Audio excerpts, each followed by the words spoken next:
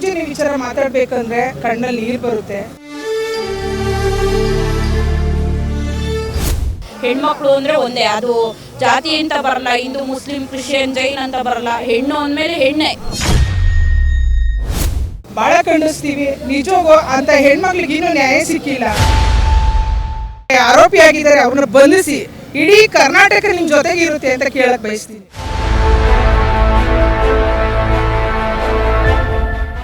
ಸೌಜನ್ಯ ಪ್ರಕರಣಕ್ಕೆ ಸಂಬಂಧಪಟ್ಟಂತೆ ಈ ದಿನ ಆ ಒಂದು ಕೊಲೆ ಪ್ರಕರಣಕ್ಕೆ ಸಂಬಂಧಪಟ್ಟಂತೆ ಹೋರಾಟವನ್ನು ಮಾಡಬೇಕು ಅಂತೇಳಿ ಫ್ರೀಡಮ್ ಪಾರ್ಕಿಗೆ ಇವತ್ತು ಒಂದು ಮಹಿಳಾ ದೊಡ್ಡ ದಂಡೆ ಇವತ್ತು ಸೇರಿದೆ. ಆ ಪ್ರಕರಣದಲ್ಲಿ ಕೊಲೆ ಆರೋಪಿಗಳು ಸಿಗಲೇಬೇಕು, ನಾವು ಆ ಆರೋಪಿಗಳಿಗೆ ಶಿಕ್ಷೆ ಆಗೋವರೆಗೂ ಕೂಡ ಈ ಪ್ರಕರಣವನ್ನು ಇಲ್ಲಿಗೆ ನಿಲ್ಲಿಸೋದಿಲ್ಲ ಅಂತೇಳಿ ಅವರ ಒಂದು ಬೇಡಿಕೆ ಆಗಿದೆ, ಮಾತಾಗಿದೆ. ನೋಡೋಣ ಮೇಡಮ್, ಏನೇನು ಹೇಳೋಕ್ಕೆ ಬಯಸ್ತೀರಿ ಈ ಒಂದು ಪ್ರಕರಣಕ್ಕೆ ಸಂಬಂಧಪಟ್ಟಂತೆ? ನಿಜವಾಗೂ ಸೌಜನ್ಯ ವಿಚಾರ ಮಾತಾಡಬೇಕಂದ್ರೆ ಕಣ್ಣಲ್ಲಿ ನೀರು ಬರುತ್ತೆ. ನಮಗೆ ಆ ಹೆಣ್ಮಗಳು ಯಾವಾಗ ಕೊಲೆ ಆ್ಯಂಡ್ ರೇಪ್ ಆಗಿದೆ ಅಂತ ಗೊತ್ತಾಯ್ತು, ಆವಾಗಿಂದನೂ ನಮ್ಮ ಕರ್ನಾಟಕದಲ್ಲಿ ಅದು ಒಂದು ಮಲೆನಾಡು ಸೈಡು ಧರ್ಮಸ್ಥಳ ಎಂಬ ಒಂದು ಕ್ಷೇತ್ರದ ಬಳಿ ಈ ಥರ ಆಗಿದ್ದು ಖಂಡನೆಯ ಮೊದಲಿಗೆ ಭಾಳ ಖಂಡಿಸ್ತೀವಿ. ನಿಜವಾಗೂ ಅಂಥ ಹೆಣ್ಮಕ್ಳಿಗೆ ಇನ್ನೂ ನ್ಯಾಯ ಸಿಕ್ಕಿಲ್ಲ, ಆ ಹೆಣ್ಮಕ್ಳಿಗೆ ಆತ್ಮಕ್ಕೂ ಶಾಂತಿನೂ ಸಿಕ್ಕಿಲ್ಲ. ನಾವು ಹಾಗಾಗಿ ಎಲ್ಲ ಹೆಣ್ಮಕ್ಳು ಕೆಲಸ ಕಾರ್ಯ ಬಿಟ್ಟು ಇಲ್ಲಿ ಬಂದು ಆ ಹೆಣ್ಮಕ್ಳಿಗೆ ನ್ಯಾಯ ಸಿಗಲಿ, ಅವ್ರ ಆತ್ಮಕ್ಕೆ ಶಾಂತಿ ಸಿಗಬೇಕು ಅಂತ ಕಳಕಳಲ್ಲಿ ಕೇಳ್ಕೊತೀವಿ. ದಯಮಾಡಿ ಸರ್ಕಾರ, ಈಗಿನ ಸರ್ಕಾರ ಏನಿದೆ, ಹಿಂದಿನ ಸರ್ಕಾರದ ಬಿಟ್ಬಿಡಿ, ಈಗಿನ ಸರ್ಕಾರ ಏನಿದೆ ಇದ್ರ ಬಗ್ಗೆ ವಿಚಾರ ಗಮನ ತಗೊಂಡು ಸೌಜನ್ಯಕ್ಕೆ ನ್ಯಾಯ ಕೊಡಿಸ್ಬೇಕು ಅಂತ ಕೇಳ್ಕೊತೀನಿ.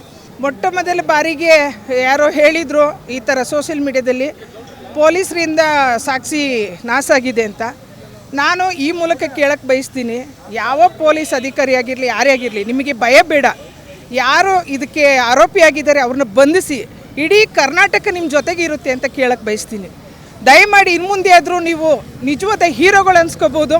ಈ ಹೆಣ್ಮಕ್ಳಿಗೆ ನ್ಯಾಯ ಕೊಡಿಸಿ, ಸಾಕ್ಷಿಯನ್ನು ನಾಶ ಮಾಡಿದ್ದೀರಾ, ಆ ನಾಶ ಆಗಿರೋಂಥ ಸಾಕ್ಷಿಯನ್ನು ಪಡೆದು ಯಾವುದೇ ಪೊಲೀಸ್ ಅಧಿಕಾರಿ ಆಗಿರ್ಬೋದು ಆ ಹೆಣ್ಮಕ್ಳಿಗೆ ನ್ಯಾಯ ಕೊಡಿಸಿದಲ್ಲಿ ಇಡೀ ಕರ್ನಾಟಕವೇ ನಿಮ್ಮ ಜೊತೆಗೆ ಇರ್ತೀವಿ, ಯಾರ ಭಯ ಬೇಡ ಅಂತ ಹೇಳಕ್ಕೆ ಬಯಸ್ತೀನಿ. Thank you madam.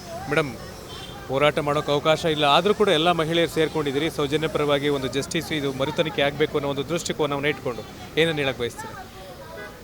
ಸರ್, ಹೋರಾಟಕ್ಕೆ ಅವಕಾಶ ಇಲ್ಲ, ಸ್ಟೇ ತೊಗೊಂಬಂದಿದ್ದಾರಂತೆ, ತೊಂದರೆ ಇಲ್ಲ.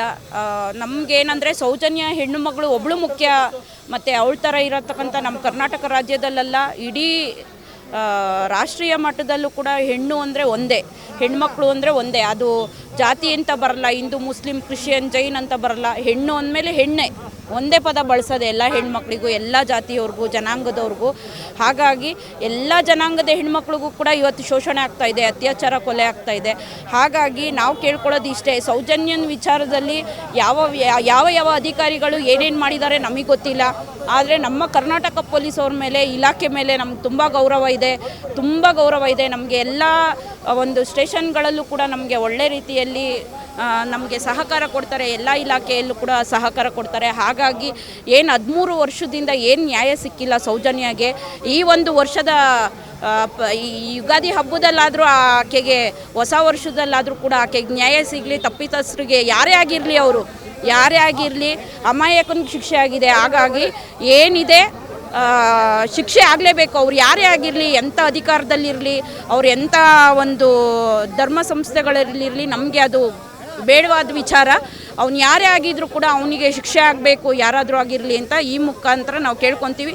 ಇಲ್ಲ ಇವ್ರ ಅಧಿಕಾರಿಗಳಿಗೆ ಏನಾದ್ರೂ ಅವ್ರನ್ನ ಪತ್ತೆ ಹಚ್ಚೋಕ್ಕೆ ಆಗಲಿಲ್ಲ ಅಂದರೆ ನಮ್ಮ ಪೊಲೀಸ್ ಇಲಾಖೆಗೆ ಒಂದು ಅವಮಾನ, ಒಂದು ಕಪ್ಪು ಚುಕ್ಕಿ ಅಂತ ಹೇಳಕ್ಕೆ ನಾನು ಬಯಸ್ತೀನಿ sir. Thank you madam, thank you. ಒಟ್ಟಾರೆ ಈ ಪ್ರಕರಣಕ್ಕೆ ಸಂಬಂಧಪಟ್ಟಂತೆ ಭಾಳಷ್ಟು ಜನರ ಒಂದು ಒತ್ತಾಯ, ಈ ಪ್ರಕರಣಕ್ಕೆ ಮರುತನಿಖೆ ಆಗಬೇಕು, ಸೌಜನ್ಯ ಪ್ರಕರಣಕ್ಕೆ ಒಂದು ಅಂತ್ಯ ಆಗಬೇಕು, ಅಪರಾಧಿಗಳಿಗೆ ಶಿಕ್ಷೆ ಆಗಬೇಕು ಅಂತೇಳಿ. ಈಗಾಗಲೇ ತಾವು ಗಮನಿಸ್ಬೋದು, ಈಗಾಗಲೇ ಇಲ್ಲಿ ಹೋರಾಟಗಾರರು, ನಮ್ಮ ಕ್ಯಾಮ್ರಾಮನ್ ತಮಗೆ ಎಲ್ಲ ಪ್ರತಿಯೊಂದನ್ನು ಕೂಡ ಇಲ್ಲಿ ಯಾವ ಥರ ನಡೀತಾ ಇದೆ ಅಂತೇಳಿ ತೋರಿಸ್ತಾ ಇದ್ದಾರೆ. ರಸ್ತೆಯಲ್ಲಿ ಇದ್ದಾರೆ, ಪ್ರತಿಯೊಬ್ಬರು ಹೋರಾಟಗಾರರು ರಸ್ತೆಯಲ್ಲಿ ಬಂದು ನಿಂತಿದ್ದಾರೆ, ಹೋರಾಟಕ್ಕೆ ಹೋಗ್ಬೇಕು ಸಜ್ಜಾಗ್ತಾ ಇದ್ರು. ಆದರೆ ಪೊಲೀಸ್ ಇಲಾಖೆಯ ಎಲ್ಲ ಅಧಿಕಾರಿಗಳು ಯಾವುದೇ ಕಾರಣಕ್ಕೂ ಇಲ್ಲಿ ನಿಂತ್ಕೋಬಾರ್ದು, ಸೇರಬಾರ್ದು, ಹೋರಾಟ ಮಾಡಬಾರ್ದು, ಅಥವಾ ಬಸ್ಸನ್ನು ಹೇಳುವಂಥ ಒಂದು ಸಂದರ್ಭಗಳು ಕೂಡ, ಸನ್ನಿವೇಶ ಕೂಡ ಇಲ್ಲಿ ಸೃಷ್ಟಿಯಾಗಿದೆ. ಬಸ್ಸನ್ನು ಕರೆಸಿ ಅವ್ರನ್ನೆಲ್ಲ ತುಂಬಿ ಕಳಿಸಿ, ಅಂದರೆ ಇವ್ರನ್ನೆಲ್ಲರೂ ಇಲ್ಲಿಂದ ಓಡಿಸ್ಬೇಕಷ್ಟೇ. ಹೋರಾಟವನ್ನು ಈ ಪ್ರಕರಣಕ್ಕೆ ಸಂಬಂಧಪಟ್ಟಂತೆ ಮಾಡಬಾರ್ದು. ಯಾರು ಕೂಡ ಸೌಜನ್ಯ ಅಂತಲೇ ಅಲ್ಲ, ಯಾವುದೇ ಪರವಾಗಿ ನ್ಯಾಯವನ್ನು ಕೇಳಬಾರ್ದು. ಇವತ್ತಿನ ದಿನ ಇವತ್ತು ಎಂಥ ಒಂದು ಅವ್ಯವಸ್ಥೆ ನಿರ್ಮಾಣ ಆಗಿದೆ ಅಂದರೆ ಯಾರೂ ಕೂಡ ಧ್ವನಿಯನ್ನು ಎತ್ತೋ ಹಾಗಿಲ್ಲ. ಯಾವುದೇ ಪ್ರಕರಣದಲ್ಲಿ ಕೂಡ ಯಾರೂ ಧ್ವನಿ ಎತ್ತೋ ಹಾಗಿಲ್ಲ.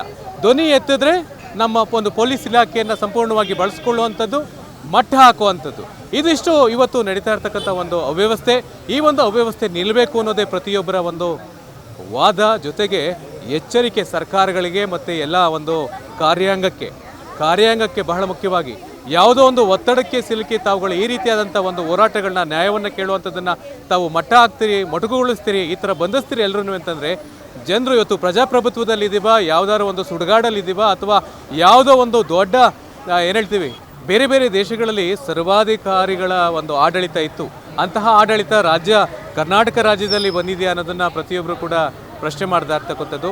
ಇವತ್ತು ಸಂವಿಧಾನ ಇವತ್ತು ಎಲ್ರಿಗೂ ಇದೆ. ಪ್ರಜಾಪ್ರಭುತ್ವ ದೇಶದಲ್ಲಿ ಇವತ್ತು ನಾವು ಒಂದು ನ್ಯಾಯವನ್ನು ಕೇಳೋಕ್ಕೆ ಯಾರಿಗೂ ಕೂಡ ಒಂದು ಸ್ವಾತಂತ್ರ್ಯ ಇಲ್ಲ ಅಂದರೆ ಹೇಗೆ ಬದುಕೋದು ಅನ್ನೋದು ಪ್ರತಿಯೊಬ್ಬರ ಪ್ರಶ್ನೆ ಆಗಿದೆ. ನೋಡೋಣ ಇದಕ್ಕೆ ಸಂಬಂಧಪಟ್ಟಂತೆ ಯಾವ ರೀತಿಯಂಥ ಒಂದು ತಿರುವು ಪಡ್ಕೊಳ್ಳುತ್ತೆ, ಈ ಹೋರಾಟಗಳು ಯಾವ ರೀತಿ ಸಾಗುತ್ತೆ, ಸೌಜನ್ಯ ಒಂದು ಸಾವಿಗೆ ನ್ಯಾಯ ಸಿಗುತ್ತಾ ಕಾದು ನೋಡೋಣ. Justice for Soujanya.